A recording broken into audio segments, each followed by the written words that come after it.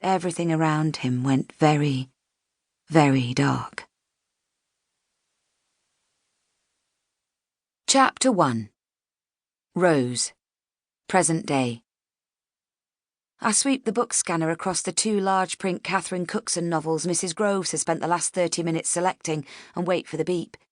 Once I've checked they've successfully updated to the library management system, I push them back across the counter. "Would you like to sign our petition, Mrs. Groves?" I ask. The old lady slides the books into a shopping bag and peers at the list of signatures I'm holding in front of her. "What's it for, dear?" "We're campaigning to save the library," I explain. "The local authority have issued a list of possible closures for next year, and Newstead Library's on there." "Really?" Mrs. Groves frowns. "But that's preposterous." "I know, but it could happen if we don't actively do something about it," I explain. "It's happening all over the country. Libraries are closing on a monthly basis." Mrs. Groves looks at me. "You know it's wonderful the work you do here in the village, Rose. You make the library such a friendly place to come." Her face changes, and I brace myself. "All in spite of everything else you've had to cope with. The tragedy you went through." Her eyes shine. "Thank you." I lower my eyes and smile, the smile, before moving on. "But this is about standing up for what we believe in, isn't it? They've taken so much from our village as it is." I push the petition a little closer to her. Mrs. Groves adjusts her spectacles and takes the paper and pen. "Very true. But I'll tell you now, they're not going to take our library, dear." Her spidery scrawl fills the next available box on the petition grid, and she looks up defiantly. "We'll make sure of that." I smile, silently wishing it were that simple. Newstead has one of the smallest libraries in the county of Nottinghamshire.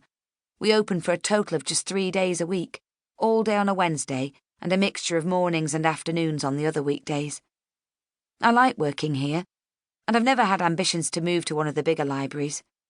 I started my career about 8 years ago, when I finished university, as assistant librarian to Mr. Barrow. And when Mr. Barrow eventually retired, and I'd had the requisite interview, they made me librarian. The library is housed in a flat-roofed building, tucked neatly away off the main road, and sits opposite the primary school at the entrance to the main village. On a fine day, from the main desk, I can see the woods beyond the busy Hucknall Road that skirts past us. The sun, on the days it shines, bathes my workspace from mid-morning to mid-afternoon. Inside, the library decor is tired, and the whole interior is now rather grubby in places. The wiry grey carpets are worn worse where the heaviest footfall lands, and the fabric on the edges of the chair cushions in our comfortable reading area is torn and frayed. In winter, the cold air seeps in through the rotting wooden window frames, and the antiquated warm air-ducted heating system probably malfunctions on more days than it works. But people like coming here all the same.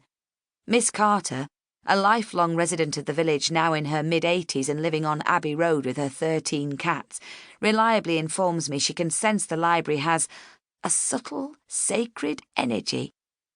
I suspect she might change her opinion if she heard Jim Greaves, the part-time caretaker, cursing loudly when the heating is on the blink again. Still, I do know what she means. Even though it desperately needs upgrading, the place has a nice feeling about it. I put it down to all the wonderful books we have here. Shelf upon shelf of sparkling characters, addictive storylines, and worlds that feel real enough to get lost in for a spare hour here and there, or for days on end. I run a couple of fundraising events a year, and from the proceeds, we've managed to buy some colourful beanbags to brighten up the children's fiction corner a little. And we also had enough left to equip a mother and baby room, located next to the main toilet.